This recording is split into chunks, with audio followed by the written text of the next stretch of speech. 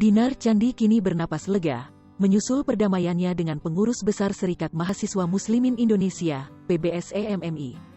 PBSE-MMI diketahui telah mencabut laporannya terkait kasus pornografi yang sempat menjerat disjoki tersebut. Direktur LBH PBSE-MMI, Gurun Arisastra mengatakan pihaknya telah resmi berdamai dengan sang DJ. Meski demikian, Gurun menyebut Dinar Candi masih berstatus tersangka.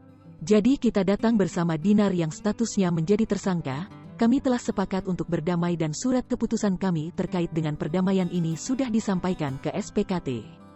Sentra Pelayanan Kepolisian Terpadu, lalu kepada Kriminal Khusus sudah disampaikan dan selanjutnya kita akan sampaikan juga ke Polres Jakarta Selatan.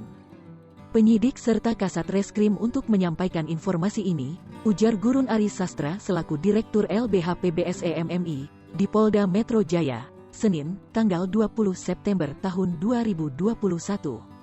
Pemilik nama asli Dinar Miswari ini juga telah mengakui kesalahannya kala berkomentar negatif soal kebijakan PPKM, pemberlakuan pengetatan kegiatan masyarakat.